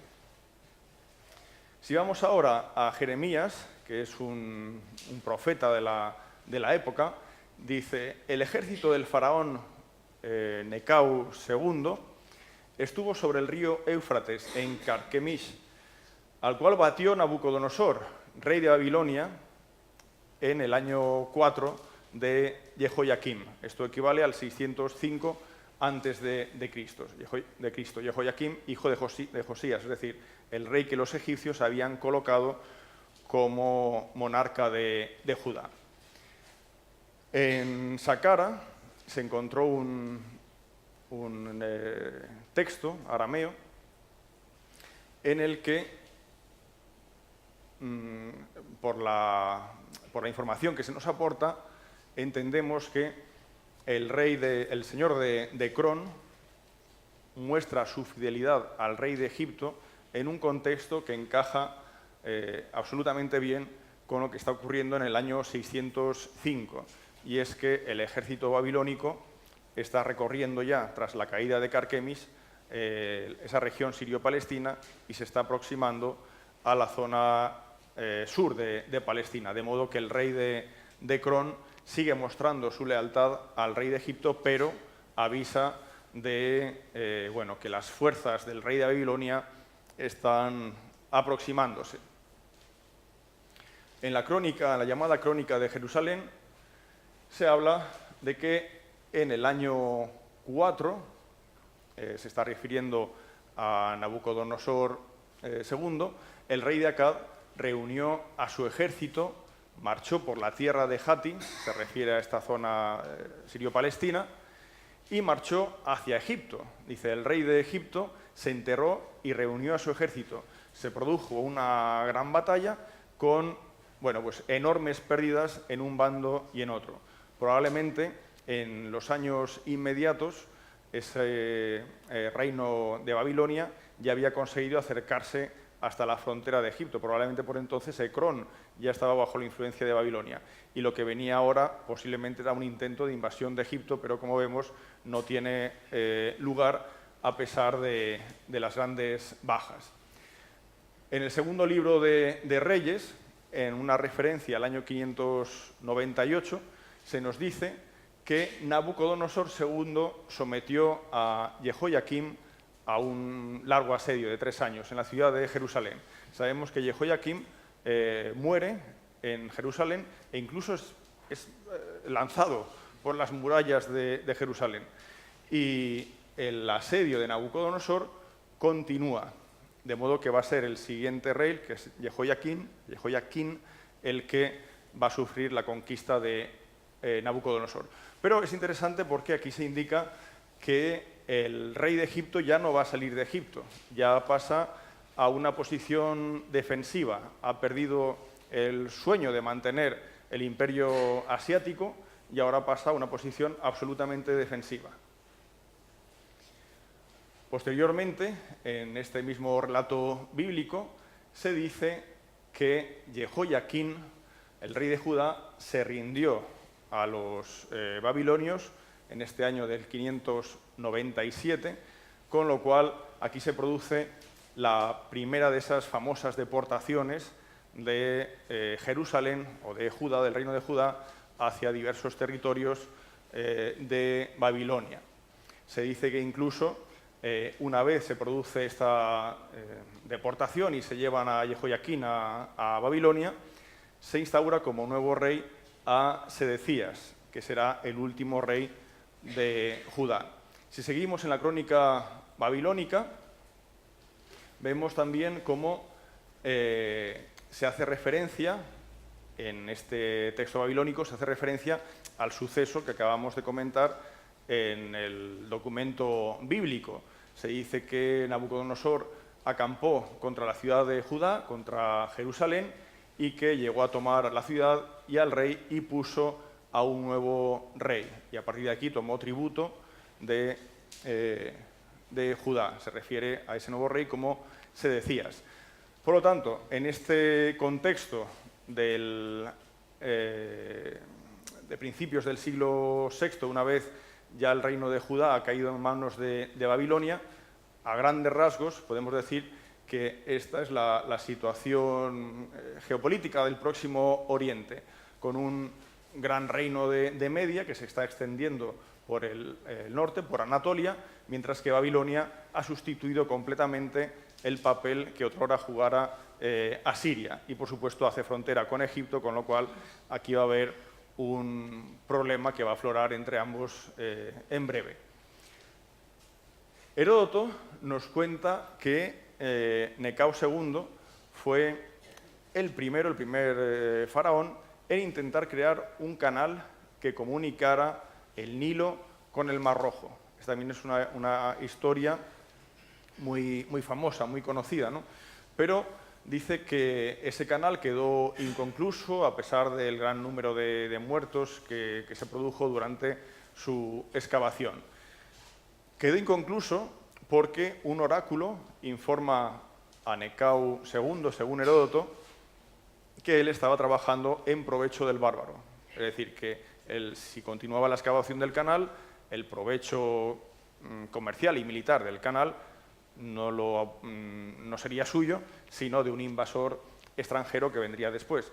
Y por eso Heródoto nos comenta que él finaliza la excavación de este canal, que sabemos es un proyecto que retomará Darío I, el sucesor de Cambises, ya durante el primer periodo persa, y que servirá para realizar lo que evidentemente era el gran proyecto de Necao, de ser cierto lo que nos dice Heródoto, y era unir esa vía fluvial, comercial, de transporte tan importante que es el Nilo, directamente con el Mar Rojo, dado que desde el Mar Rojo, evidentemente, las expectativas comerciales son elevadas, ¿no? Lo que busca Necao II probablemente es una conexión a través del Mar Rojo para conectar esa vía tan importante que es el Nilo, como decía, con este mar que le lleva a territorios, bueno,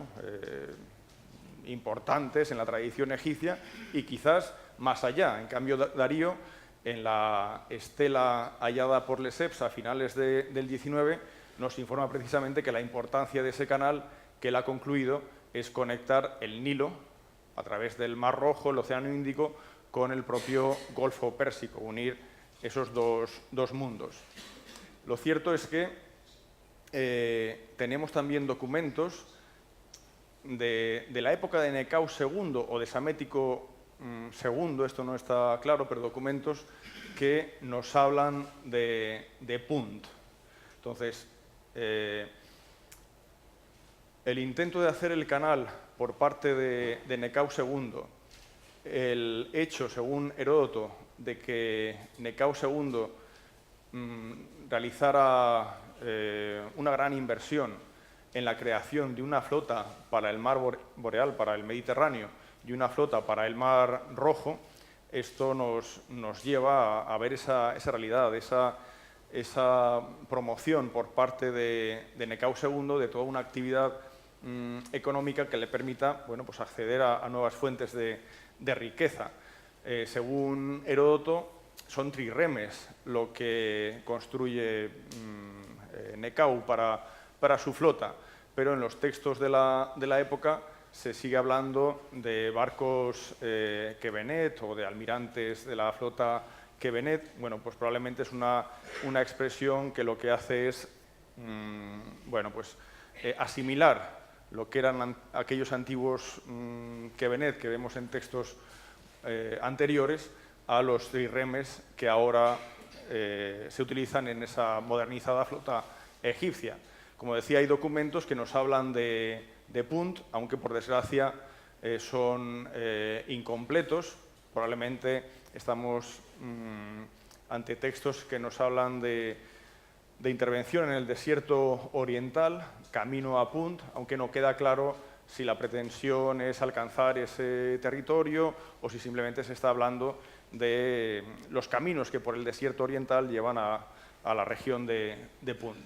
Tenemos también otra historia bueno, muy conocida, que es esa supuesta circunnavegación de África por parte de una flota fenicia financiada por Necao II. Aquí la referencia, una vez más, es la de Heródoto. Se dice que navegando por el Mar Rojo, por el este de Libia, Libia es África, ven cómo Libia es una isla. O sea, se dice que se circunnavega esa isla que es África y que al cabo de 3 años, bueno, pues llegan estos fenicios financiados por los egipcios, llegan a Egipto. Claro, aquí hay hipótesis muy contrapuestas sobre la historicidad de este hecho, pero bueno, también podemos recordar periplos de la antigüedad que nos llevan a bueno, pues, marinos que llegan a puntos del oeste de África, etc. Pero claro, ciertamente pues, parece tremendo, ¿no?, pensar en aquella época una circunnavegación de África. pero vemos que entra dentro de las intenciones de Necao II al hacer una gran flota, al intentar hacer el canal, ¿no? Entra en el mismo juego. También Necao II nos ha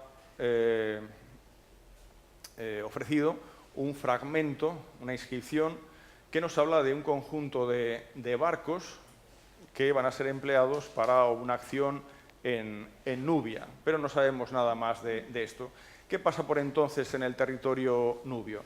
Bueno, de Necao II no tenemos más, pero sí que tenemos información de esa política en Nubia por parte de Psamético II, que desde el 595 ha heredado el trono de Egipto. Desde luego, de los documentos, el mejor es la llamada estela de Xelal, una estela fechada en el año 3 de Psamético II, y nos informa de cómo ha habido un levantamiento en Nubia y cómo Psamético II ordena una intervención en ese territorio. No es la única estela que nos habla de esta intervención. También tenemos la estela de Tanis, restos de una estela de Karnak, pero la de Xelal es la más completa. Además, tenemos, como todos sabemos, esas inscripciones fenicias, carias, griegas, en los colosos de Abu Simbel, inscripciones en algunos casos interesantes porque incluso nos hablan de quién comanda las fuerzas egipcias, quién comanda a los mercenarios extranjeros para realizar esa intervención en Nubia. E incluso tenemos, por ejemplo, un documento posterior, que es la carta de Aristeas, donde se dice incluso que había un grupo de judíos, de hebreos, que participaron en esa campaña junto a los contingentes de origen griego. ¿Contra qué monarca se enfrenta Psamético II? Bueno, pues tenemos varias pistas, pero una es fundamental. Por ejemplo, hay algunos lugares donde se han encontrado favisas, escondites de esculturas destruidas intencionalmente, donde se observa, por ejemplo, este es el caso de Duquigel, donde se observa que las estatuas corresponden a la serie de monarcas nubios que llegan hasta la época de Aspelta, es decir, Aspelta es el último monarca destruido, con lo cual se entiende que la intervención de Psamético II del 593 se produjo bajo el reinado de Aspelta. Esto, sin embargo, no debe llevarnos a una confusión que se produce, y es la siguiente. Psamético II sabemos que también, tras la campaña militar en Nubia, inicia una política de destrucción, de damnatio memoriae, de los nombres de los reyes nubios en Egipto. Muchos nombres están martillados. Y lo mismo se ve en Nubia. Bueno, aquí tenemos a Aspelta. Se ve en Nubia, por ejemplo, en documentos fabulosos como la estela de la elección de Aspelta, donde se ve cómo sus cartuchos han sido eliminados. Sin embargo, esto ahora es interpretado de otra manera, de modo que nos sirve para situar con bastante precisión en el tiempo cuando se produjo, respecto a la cronología nubia, esta intervención por parte de Psamético II.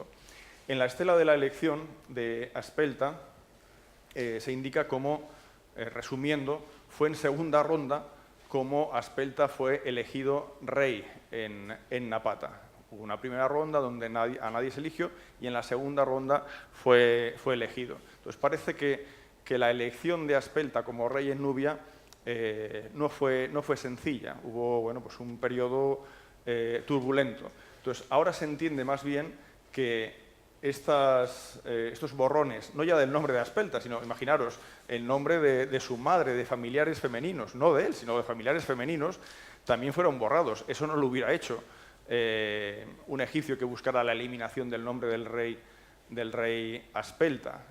Si eso se hubiera hecho, en Egipto se hubieran borrado los nombres, pues, de las divinas adoratrices, hijas de reyes nubios, y no se hizo. Entonces ahora se entiende que más bien nos encontramos aquí con un reino nubio que bajo Aspelta durante sus 2 primeros años es aún turbulento, ¿no? Su elección no ha sido clara, y por eso tanto en esa estela de la elección como en la estela del destierro de Aspelta aparecen esos nombres o incluso su propia figura borrada. Esto quiere decir que probablemente la intervención egipcia se produjo entre el año 2 y 3 de Aspelta. La fortaleza de Dorginarti, cerca de Hort, cerca de Bugen, en la segunda catarata, se supone es de origen saíta, pero no está claro si hay que situarla a finales de Psamético I o es una fortaleza que crea Psamético II tras su intervención en Nubia, pero parece que sí es saíta. Tenemos otros textos posteriores, por ejemplo, el papiro demótico Rilans 9 nos habla de un hecho casi fantástico, que es un viaje no militar que realiza Psamético II, en el año 591 por la costa sirio-palestina, teniendo en cuenta que en esta época esa costa está bajo el dominio babilonio. Entonces, como vemos en el texto, es un viaje que parece casi de índole religiosa. No sabemos realmente qué se realiza en el viaje, pero es posible incluso que bajo ese manto religioso se esconda por parte de Psamético II el establecer una interacción con gobernantes de las ciudades de esta costa para plantear posibles rebeliones contra el monarca babilonio. En el papiro Rilan se dice que al regreso de Psamético II de este viaje, bueno, muere el faraón y por lo tanto sube al trono el faraón Apries. La estela de Agnès Neferibra nos dice que Psamético II murió en su 7º año de reinado. Estamos, por lo tanto, hacia el 589 a.C. Si vamos ahora al profeta Jeremías, nos dice: las fuerzas de Faraón salieron de Egipto y al oír hablar de ellos los caldeos que sitiaban Jerusalén, levantaron el sitio. Vemos nuevamente cómo hay problemas en la zona del reino de Judá, ahora gobernado por Sedecías, y cómo el faraón de Egipto, en este caso Apries, interviene en el lugar. En este sentido, vale la pena mencionar una serie de óstraca que han aparecido en el emplazamiento de Laquish, al suroeste de Jerusalén, donde se observa que comandantes militares de la zona, del reino de Judá, viajan a Egipto, sin duda para mantener esperanzas de que Egipto les va a ayudar en esos actos de rebelión contra el poder babilonio. El hecho es que se produce este conflicto entre Egipto y Babilonia, en este caso centrado en el reino de Judá. Este relieve es de la época de Senaquerib, pero nos sirve para recordar cómo pudo ser la toma de Laquish, en este caso por los babilonios. Y si vamos al segundo libro de Reyes, aquí se nos dice que en el 11º año del rey Sedecías, se corresponde al 586 a.C., los babilonios, los caldeos, capturaron al rey, bueno, le hicieron de todo al pobre, y se produjo aquí esa segunda gran deportación de judaítas hacia el reino de Babilonia. Esto también es anterior, esto es asirio, pero nos sirve para recordar la deportación hacia Babilonia. Si ahora volvemos a Manetón, nos dice que en la época del rey Apries, los judíos supervivientes de esa invasión, de esa segunda toma de Jerusalén, huyeron hacia Egipto. Dice, cuando Jerusalén fue tomada por los asirios, en realidad por los babilonios. Por lo tanto, parte de la comunidad judía que se observa en Egipto, por ejemplo en época persa, viene también de esta época. Flavio Josefo incluso nos recuerda cómo 5 años después de la toma de Jerusalén por parte de Nabucodonosor II, esa segunda toma, Nabucodonosor marchó con su ejército contra Celesiria y después contra los amonitas y moabitas, es decir, toda la región al este de la Transjordania, al este del Mar Muerto, al este del Jordán. Ese texto de Flavio Josefo nos sitúa en el año 582, pero tenemos un texto egipcio, y esto sí que es una fortuna por fin, un texto egipcio, que fue hallado precisamente por militares egipcios hace muy pocos años en Tel de Fene, es decir, en esa zona de esa gran fortaleza que había creado Psamético I.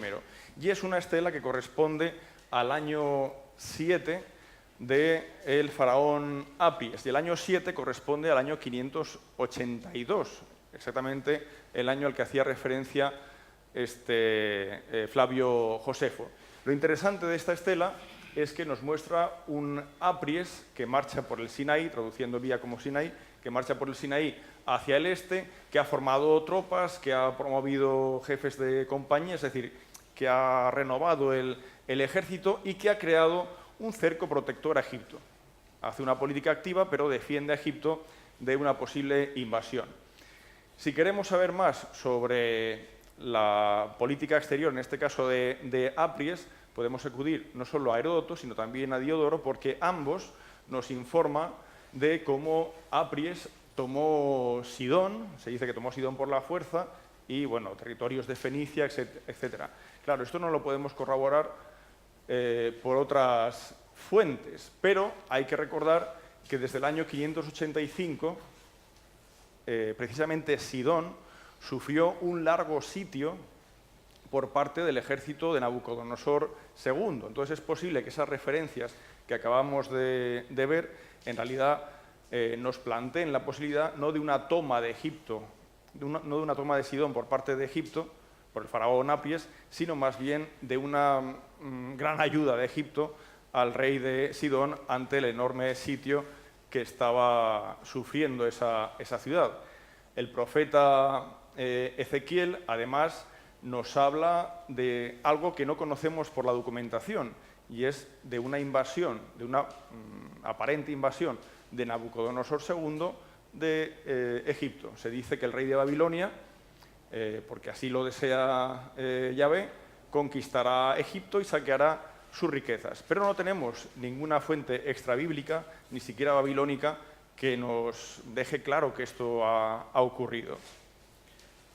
Flavio Josefo también nos dice que una vez Nabucodonosor II dominó la Transjordania y la conquista del reino de Judá, etc., una vez hizo esto, invadió Egipto para dominarlo.